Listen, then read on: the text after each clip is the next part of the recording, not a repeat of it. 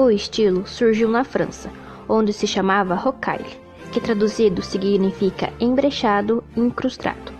É uma denominação pejorativa, pois faz ligação com os jardins com lagos decorados com rochas enfeitadas por conchinhas. Em outros países, passou a se chamar rococó, pela junção das palavras barroco e rocaille, rococo na Alemanha.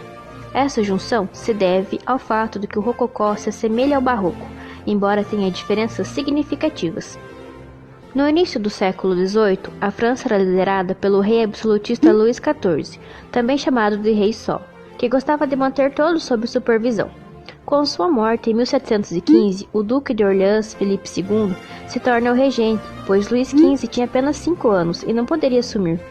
No então chamado período de regência, os nobres se viam livres, podendo exercer poderes políticos e acumular riquezas.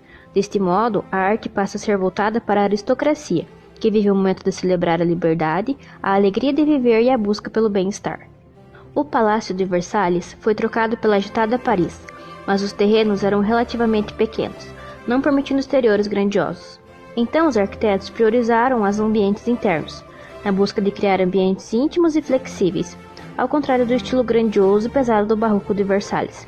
Essas moradias eram chamadas de hotéis, e o estilo ficou conhecido posteriormente como estilo Luís XV. O rococó se manifestava através dos 5 sentidos. Os salões eram inundados pelas fragrâncias marcantes dos perfumes franceses e as mais belas composições musicais. O paladar era agraciado por pratos requintados. Os móveis traziam sensações agradáveis ao olhar e toque, com formas inusitadas que buscavam o conforto. O rococó foi uma arte voltada para os interiores. No barroco, as cores em alta eram vermelho, dourado, preto e demais cores marcantes. Em cada canto, uma explosão de informação. No rococó, o uso de dourado permanece, mas em cima de cores leves, em tons pastéis, suaves. Até o branco era muito usado. E sempre existe um espaço vazio para respiro. Havia sinuosidades, curvas e contracurvas. Os temas usados são sempre superficiais. Passarinhos, conchas, flores e folhas, laços de fita, putis, instrumentos musicais e tudo o que representava os prazeres da vida. Esse estilo de vida também foi muito representado em quadros, onde se cria um novo estilo de pintura denominado fête galante, para uma aristocracia ociosa, ilustrando passeios, namoricos, brincadeiras e celebrações.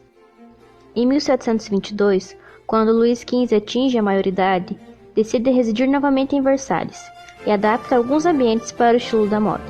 Deste modo, é possível encontrar ambientes barrocos da época de Luís XIV e outros do estilo rococó de Luís XV, dentro de uma mesma construção. Uma das salas mais famosas é chamada de Gabinete do Pêndulo, por conter um relógio de pêndulo avançado para a época, que inclusive permanece lá até hoje.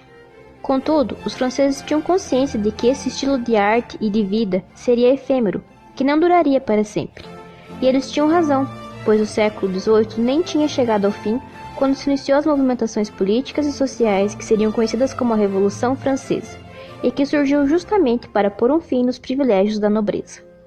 Na França não existem exemplos de igrejas, mas na Alemanha, por exemplo na Basílica de Würzkirch, na Baviera, existe uma mistura de barroco e rococó. Na nave, o fundo é claro, com ornamentos rococós, mas no altar o estilo barroco ainda é usado. Outra variação se encontra no pavilhão Amalienburg, um pavilhão de caça. Ele possui fundo azul clarinho e é prateado em vez de dourado, e possui muitos espelhos que multiplicam a visão de passarinhos, instrumentos musicais, flores, folhas, jarros, peixes, tudo muito delicado, mas muito enfeitado.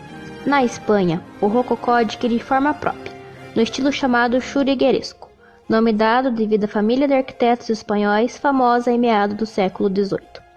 Em Portugal, edifícios simples que incluem igrejas e também palácios foram cobertos de decoração luxuriante depois da chegada de galeões cheios de ouro e diamantes, vindos do Brasil.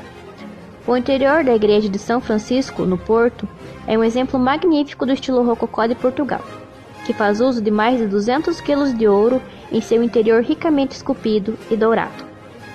No Brasil, tem caráter também religioso na ornamentação em talhas, azulejos e painéis no teto e paredes. No Rio de Janeiro, o rococó se limita ao interior, com a construção em estilo pombalino de Lisboa. Porém, em Pernambuco se desenvolve um tipo de fachada em ondulatórios, mas em Minas Gerais se desenvolve uma forma bem original, com torres circulares, apreço pela luz natural, pinturas perspectivas no forro e decorações das fachadas e portadas com relevos em pedra sabão.